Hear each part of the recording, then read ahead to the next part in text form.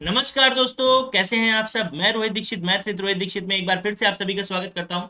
और group D की पिछली परीक्षाओं में पूछे गए प्रश्न की पहली क्लास है, ठीक। लेकिन आप ध्यान रखिएगा, इसके बाद की जो भी क्लास होगी उसमें हम टॉपिक वाइज सेशन लाएंगे। कैसे लाएंगे? टॉपिक वाइज, यानी एक पहला है, इस पर रिस्पॉन्स देखेंगे, उसके बाद टॉपिक वाइज सेशन लाएंगे, जैसे परसेंटेज के कौन से प्रश्न पूछे गए हैं, प्रॉफिट एंड लॉस के, ये सारी चीजें, ठीक। लेकिन आगे बढ़ने से पहले मैं आपको बता दूं, चैनल को लाइक करिए, सब्सक्राइब करिए, शेयर करिए, लोगों तक पहुंचाइए। और दूसरी बात मैं आपको बता दूं, ये हमारा टेलीग्राम चैनल है मैथ्स विद रोहित दीक्षित, जिसको ज्वाइन कीजिए। आपको किसी भी नोट्स की जरूरत हो, कुछ भी, आप मुझे टेलीग्राम करिए, मैं आपको रिस्पॉन्स करूंगा, नोट्स भेजूंगा आपके पास, और प्रैक्टिस के लिए भी। बाकी आप हमारी प्लेलिस्ट जरूर देखिए, प्लेलिस्ट देखिए, आप उसमें देखेंगे कि हमारे शॉर्ट्स पड़े हुए हैं, हमारी ट्रिक्स पड़ी हुई हैं, ट्रिक्स देखिए, प्रैक्टिस सेशन पड़े हुए हैं, वो भी देखिए, प्रैक्टिस क्लास, और बहुत सी क्लासेस पड़ी हुई हैं बेसिक्स की, आप जरूर देखिए। चलिए क्वेश्चन शुरू करते हैं। पहला क्वेश्चन जो पिछली परीक्षा में पूछा गया था, पहला, 120 विद्यार्थियों द्वारा प्राप्त औसत अंक 35 है। बहुत बढ़िया। यदि सफल उम्मीदवारों का औसत 39 और असफल का 15 है, तो उस परीक्षा में सफल उम्मीदवारों की संख्या बताइए। देखिए बहुत अच्छा प्रश्न है। जब कभी भी ऐसा प्रश्न मिले जहां पर चीजें पहले अलग अलग दी हो और मिलाकर दे दी जाए, वहां पर हम एलिगेशन लगा देते हैं। क्या लगाते हैं? एलिगेशन। कैसे? देखिए, पास होने वाले जो भी बच्चे थे उनके मार्क्स अलग दिए। कितने दिए? 39। हमको यहाँ पर 39 लिख देना है। जो फेल होने वाले बच्चे थे, फेल, उनके मार्क्स अलग दिए। कितने? 15। वो हमने अलग लिख दिए। और टोटल जो 120 स्टूडेंट थे उनके लिख दिए बीच में, क्योंकि उसने इकट्ठा दे दिए। हमें एलिगेशन में क्रॉस में सब्ट्रैक्ट करना होता है, कोई बड़ा हो कोई छोटा फर्क नहीं पड़ता। आप करिए, 39 में से 35 गया तिरछा तो बचेगा 4, और 35 में से 15 गया तो बचेगा 20। ये आ गया। कितना आ गया? 5:1। ये क्या आया है? ये आया है नंबर ऑफ स्टूडेंट का रेशियो, नंबर ऑफ स्टूडेंट का रेशियो, ठीक। नंबर ऑफ स्टूडेंट का रेशियो यानी विद्यार्थियों की संख्या का अनुपात आ गया। अच्छा, अब एक बात बताइए, टोटल विद्यार्थी कितने हमारे पास? टोटल विद्यार्थी है 120। कितने? बांट दीजिए। कैसे? देखो, यहां पर इनका रेशियो आया 6 टोटल विद्यार्थियों का, तो 6 बराबर 120 स्टूडेंट, ठीक। तो एक बराबर कितना होगा? एक बराबर होगा 2, यानी 6 दूनी 12 स्टूडेंट, सॉरी 20 स्टूडेंट, ठीक। 6 दूनी 12, 20। अब कह रहा पास होने वाले उम्मीदवारों की संख्या, सफल, तो इनका रेशियो आया 5, तो 5 से मल्टीप्लाई कर दो।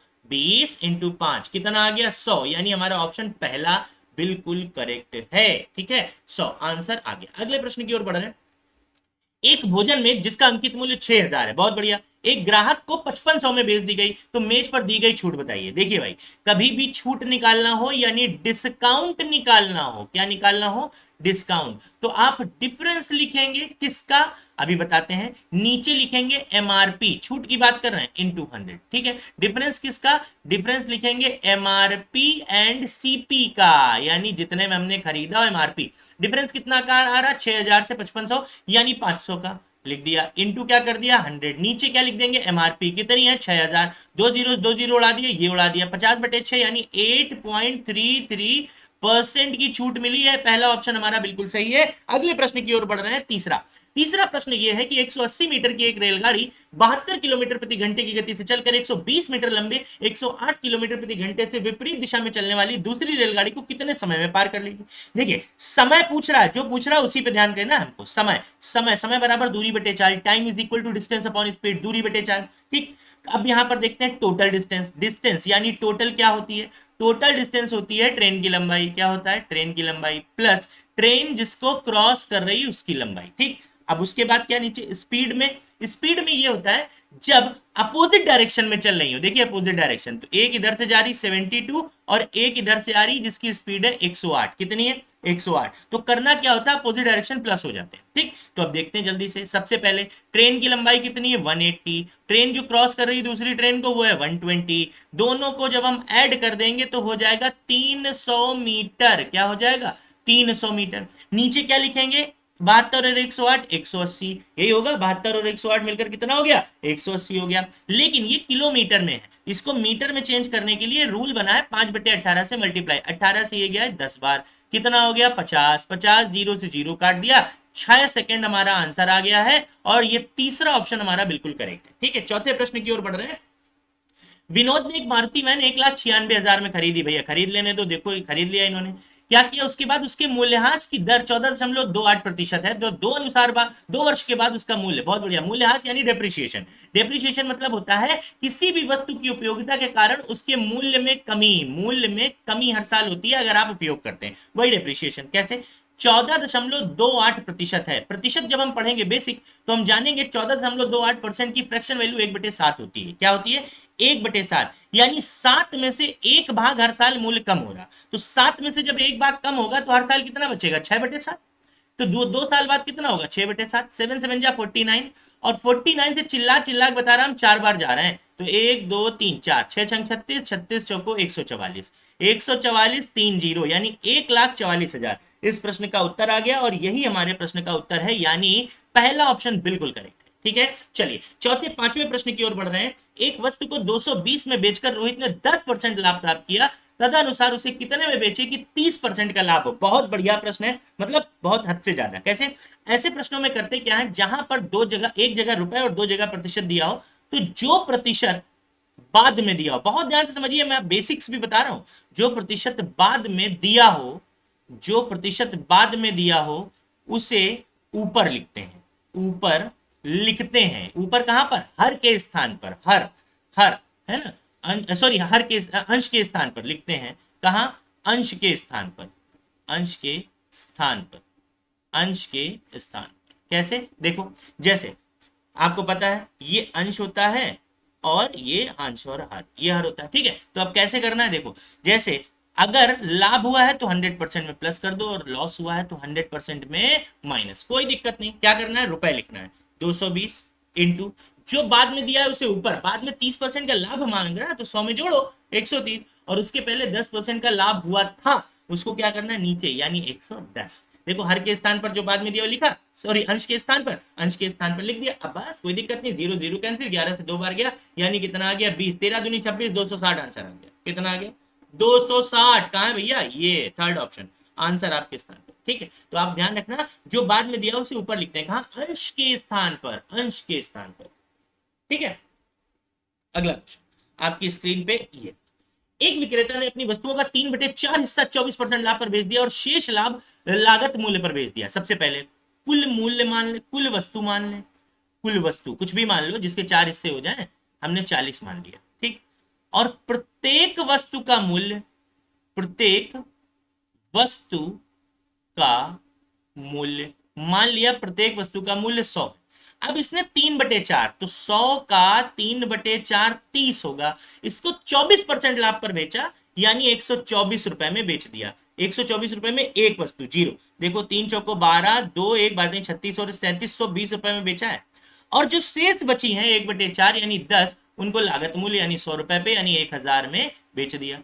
अब क्या हुआ? टोटल जो हमारे पास एसपी होगी, एसपी, एसपी टोटल वो क्या होगी? 4720। कितनी? 4720, 4720, 4720, यही तो एसपी हुई हमारी। कितनी? 4720 एसपी। और सीपी की बात कर लें, सीपी क्या है? वस्तु है 40 और टोटल 100 रुपया एक वस्तु का मूल्य है, तो 4000, 4000। कैसे निकालते हैं? कैसे? देखिए, प्रॉफिट परसेंट या लॉस परसेंट निकालने के लिए हमें क्या करना होता है? Difference into 100 upon CP. तो डिफरेंस क्या है हमारे पास? डिफरेंस आ रहा है 720। कितने का डिफरेंस आ रहा है? 720 का। इंटू 100, नीचे क्या लिखेंगे? नीचे हम लिखेंगे हमेशा सीपी। सीपी है 4000, 2 0 से 2 0 ये काटा और इससे ये काट दिया, आंसर आ गया। कितना? 18%। आंसर आपके सामने है। कितना? 18%, यानी ऑप्शन नंबर 2 बिल्कुल करेक्ट हो गया हमारा। ठीक, चलिए अगला प्रश्न, यानी 7वें प्रश्न की ओर बढ़ रहे हैं। एक कार्यालय में 40% महिला कर्मचारी, बहुत बढ़िया। सबसे पहले तो टोटल एम्प्लॉय ही निकाल लें। टोटल एम्प्लॉय 100 मान लें। जब 40% महिला कर्मचारी हैं तो 100 का 40% 40 ही होगा, फीमेल। तो इसका मतलब 60 मेन बचे हैं। ठीक, उनमें से 40% महिलाओं, ठीक, 40%। अब 40 का भी 40%, 4 चौको 16, यानी 16 महिलाओं। ठीक, और 60% पुरुष, तो 60 का 60% कितना हो गया? कि 36 पुरुषों ने मेरे पक्ष में मतदान किया। तो भैया टोटल मिलाएं तो 52 लोगों ने मतदान किया मेरे पक्ष में। तो कह रहा है मेरे मतों का प्रतिशत बताइए। तो 100 का 52 कितना होगा? 52%। आंसर आ गया। 100 का जितना रुपया उतना ही परसेंट, यानी फोर्थ ऑप्शन। चलो अगले प्रश्न की ओर, 8वां। 100 रुपए की एक वस्तु है, ठीक है, उसकी कीमत पहले 10% बढ़ा दी जाती। बढ़ाओ 110। देखो, कभी भी ध्यान रहे, जब हमें लाभ होगा यानी बढ़ेगा तो 100 में प्लस करेंगे, ठीक है, 100% में, और लॉस में हमेशा माइनस। कह रहा और फिर 10% बढ़ा दी जाती है तो फिर से 110/100 लो, 1 2 3 4, 1 2 3 4। तो अब वस्तु का कुल वृद्धि कितनी हो गई, देखो 11 11 121, 100 रुपए की वस्तु थी 121 में बेच रहे हैं, यानी 21 रुपए की वृद्धि हो गई, यानी 21 आ गया आंसर। ठीक, नवे प्रश्न की ओर बढ़ रहे हैं। एक व्यक्ति 10 किलोमीटर प्रति घंटे की चाल से साइकिल चलाकर अपने कार्यालय 6 मिनट देरी से पहुंचता है, जबकि उसने यदि अपनी गति 2 किलोमीटर प्रति घंटा और बढ़ा ली हो तो 6 मिनट पहले पहुंच जाता है। कह रहा है कि पहले पहुंच चल रहा था, देरी से पहुंच रहा था, तो कह रहा है उसकी घर से कार्यालय के बीच की दूरी। देखिए कभी भी ऐसा क्वेश्चन आए जिसमें क्या दिया हो कि अगर स्टार्टिंग पॉइंट और डेस्टिनेशन सेम हो, जैसे इधर से जा रहा इधर से आ रहा, ठीक, आने जाने की मतलब जो डेस्टिनेशन स्टार्टिंग पॉइंट सेम होने चाहिए, तो कह रहा है दूरी पूछे डिस्टेंस, तो आपको करना क्या है, डिस्टेंस नहीं बराबर। देखिए कैसे क्या निकालना, speed 1 into speed 2 upon speed 1 difference speed 2 into late पहुंचने वाला समय बिफोर पहुंचने वाला समय अपॉन 60। ये करना है कैसे, स्पीड पहले कितनी थी 10, दूसरी स्पीड 2 किलोमीटर बढ़ा दी है प्रति घंटा तो 12 हो गई, और नीचे डिफरेंस 12 डिफरेंस 10 इनटू लेट पहुंचने वाला समय और देरी से पहुंचने वाला समय 6 मिनट था, देखिए 6 मिनट देरी से पहुंच रहा था, 6 मिनट लेट, अपॉन 60। करना क्या है, ऊपर कितना होगा 120, नीचे कितना होगा 2, यहां पर 1 बटा यानी 1/5, क्यों, क्योंकि 12/60 होगा तो 1/5, 2 से काट दिया इसको हमने तो 60 बार और 5 से काट दिया तो कितना आ जाएगा 12 किलोमीटर। आंसर आ गया भैया, कितना आ गया है 12, आंसर आ गया 12 किलोमीटर, और थर्ड ऑप्शन हमारा बिल्कुल सही है। चलिए आगे बढ़ते हैं, हम जल्दी से देखते हैं अगला क्वेश्चन क्या है, 10वां। ये 10 आदमी एक दीवार को बनाने का काम 8 दिन में पूरा करते हैं, और कह रहा है इसी काम को आधे दिन में खत्म करने के लिए कितने आदमियों की जरूरत है। एमडीएच फॉर्मूला लगता है हमारा, MDH upon W is equal to MDH upon W, ये है हमारे टाइम एंड वर्क का फॉर्मूला। एम मींस मेन यानी 10 मेन, डी माने दिन, 8 दिन में और कुछ दिया नहीं है, यानी एच और डब्ल्यू को हमें छोड़ देना। ठीक, चलिए में एक दीवार को बनाते हैं, इस काम को आधे दिन में, आधा दिन मतलब 1/2 को करने के लिए कितने आदमियों की जरूरत है, 10 8 80 दूनी 160, आंसर ऐसे ही आ गया, लो खत्म, ये क्वेश्चन आते हैं 160 160 खत्म। 11वें प्रश्न की ओर बढ़ रहे हैं। 150 मीटर लंबी एक रेलगाड़ी 90 किलोमीटर प्रति घंटे की गति से 26 सेकंड में एक रेलवे पुल को पार करती है, इस पुल की लंबाई बताइए। देखिए 3 फॉर्मूले होते हैं, समय, time is equal to distance upon speed, speed is equal to distance upon time, यानी समय बराबर दूरी बटे चाल, चाल बराबर दूरी बटे समय, और दूरी बराबर चाल गुणे समय। कोई भी ले लो, मैं काम कर रहा हूं टाइम वाला ले लेता हूं कि रेलवे पुल को कितना समय पार करे, पुल की लंबाई बताइए, टाइम दे रखा है 26 second, time is equal to distance upon speed.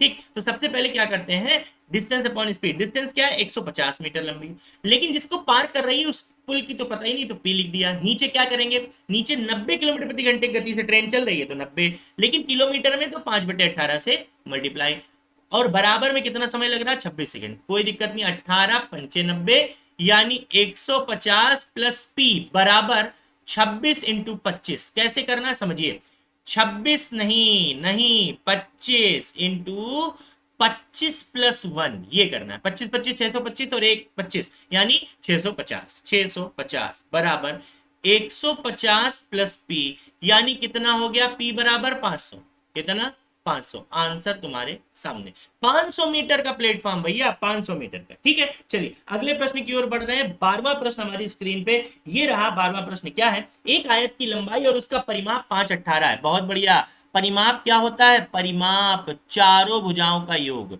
चारों परिमाप होता है चारों भुजाओं का योग, कोई भी आकृति हो चारों भुजाओं का योग, चारों भुजाओं का योग परिमाप। अब ये आयत है, अब एक बात बताओ, लंबाई का अनुपात दिया है 5, यानी ये 5 ये 5, और पूरा परिमाप दे रखा है इसने 18, इसका मतलब चारों भुजाओं का योग परिमाप बराबर क्या, चारों भुजाओं का योग। ठीक, और चारों भुजाओं का योग परिमाप बराबर, और आपसे कह रहा है ये है 18, जिसमें से लंबाई 10 निकाले तो चौड़ाई 8 बचेगी, इसका मतलब 4 ये है 4 ये है। कह रहा है लंबाई और चौड़ाई का अनुपात बताना, 5:4, आंसर आ गया, यानी तीसरा ऑप्शन हमारे पास थर्ड सही हो गया। अगला क्वेश्चन बढ़ते हैं 13। 1960 में एक बिजनेसमैन को 25,000 की रकम से अपना व्यापार शुरू किया। 1960 में, बहुत बढ़िया, 1960 में एक व्यापारी ने 25,000 की रकम के साथ अपना व्यापार शुरू किया। शुरू करने दो भाई।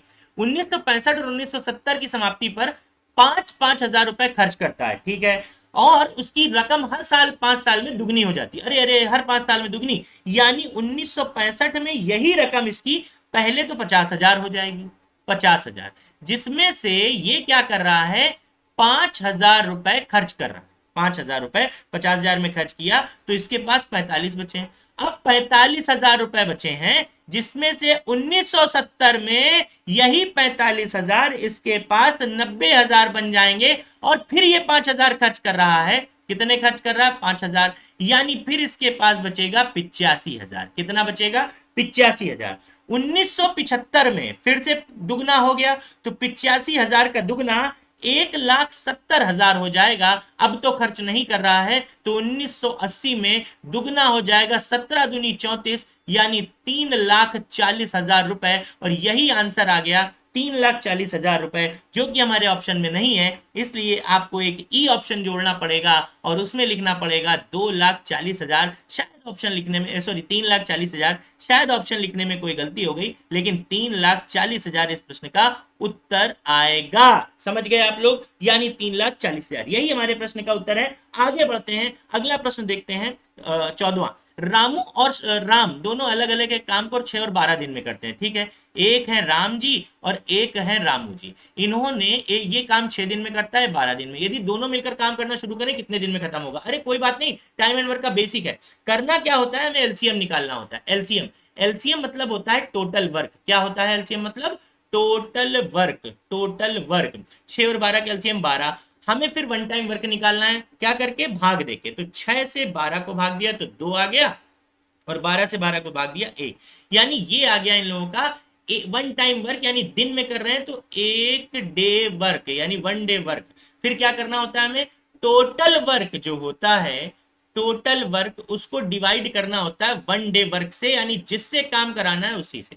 तो टोटल वर्क कितना हमारे पास? 12, और काम किससे कराना है? दोनों से। तो भैया 3 से डिवाइड कर दो, 3 चौको 12, 4 दिन आंसर आ गया, यानी ऑप्शन नंबर डी, यानी 4th। ठीक है, चलिए 15वां प्रश्न। एक व्यक्ति अपनी संपत्ति का 1/4 भाग अपनी पुत्री को दे देता है, ठीक है, और 1/2 भाग अपने पुत्र को दे देता है, बहुत बढ़िया, और 1/5 भाग दान कर देता है। तो कह रहा है उसने कुल कितना भाग दे दिया। अरे अच्छा, इन्हीं को जोड़ना है, कुछ नहीं, जोड़ दो जोड़ दो जोड़ दो। कैसे? एलसीएम, 4, 2 और 5 का जो एलसीएम होगा क्या होगा? 20 होगा। हम नीचे से भाग देकर ऊपर गुणा करते हैं, तो 5 आएगा, 2 दाम 20, 10 आएगा, 5 चौको 20, 4 आएगा। कितना आ गया? 19/20, यानी 19/20 इसने क्या कर दिया? दे दिया। ठीक है, तो ये हमारे 15 क्वेश्चन की सीरीज थे। चैनल को लाइक करिए, सब्सक्राइब करिए, शेयर कीजिए, कमेंट करके जरूर बताइएगा कि कैसा लगा है, तभी आगे की सीरीज बनाएंगे और अच्छा लगेगा, मोटिवेट होंगे इससे। तब तक के लिए थैंक यू, मिलते हैं अगले क्वेश्चन पे, अगले वीडियो में। और आप मैथ्स विद रोहित दीक्षित को जरूर ध्यान कीजिए। कोई दिक्कत समस्या हो तो मुझे टेलीग्राम करिए। मिलते हैं अगले वीडियो में। थैंक यू, नमस्कार।